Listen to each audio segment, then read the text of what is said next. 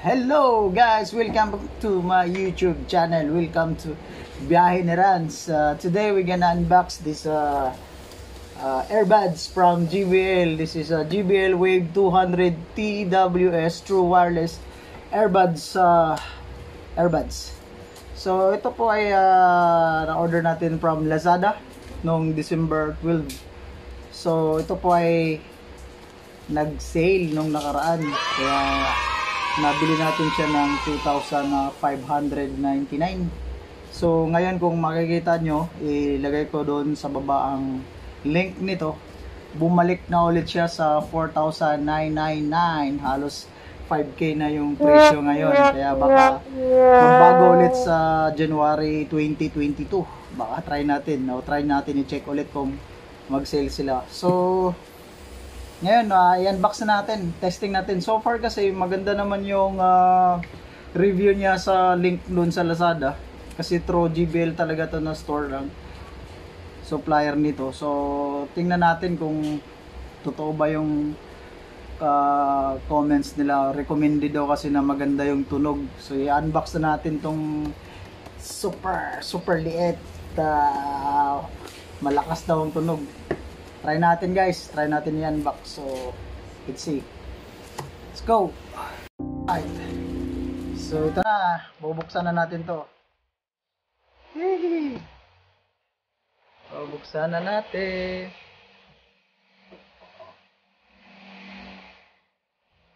Buksan na natin siya. So, ito po. Ito na siya, ito na, ayan na, bubuksan na natin. Alright. Ito na natin kapit. Excited na rin ako dito kasi malakas nga daw eh. Packaging naman okay. Nakuha ko dun sa plastic kanina. Okay naman yung packaging niya.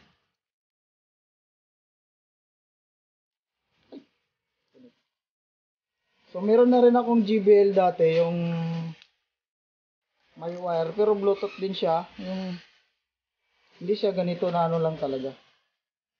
Ganito rin yung ano nila, lagayan nila eh. Yun. Mukhang legit nga. Yun oh. Alright, kung nakikita nyo, Wave 200 TWS. So itong in-order ko, kulay black. So meron daw siyang 20 hours na battery life. Tapos pag ginamit, 20 hours daw. So matagal. Yan. So guys, deep bus zero cable. So ayan, bubuksan na natin. Yee. So meron din siyang code dito. Pang legit. Saan ba yung bukas nito? Saan ang bukas? Dito.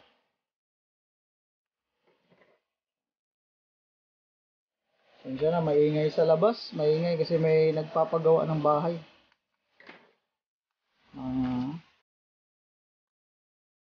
Yun. Check natin. Wow! So yun.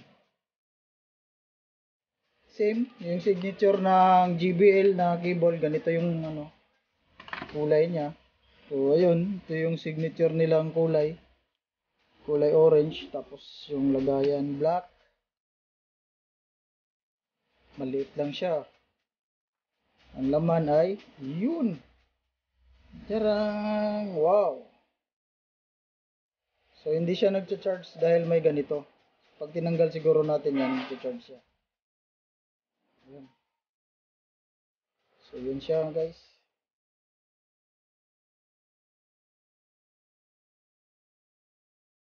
Tapos meron siyang kasamang reserva na ano, yung rubber sa airpiece ba tawag nun? Ito yung reserva niya.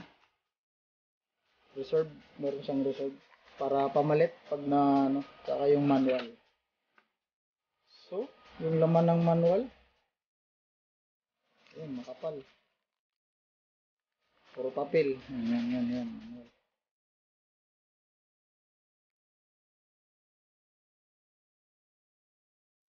Tingnan natin to.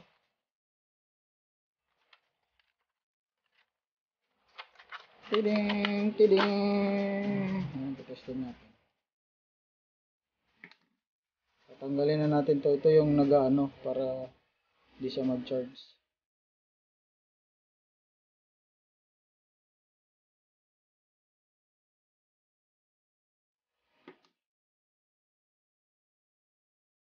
Oh, ang ganda.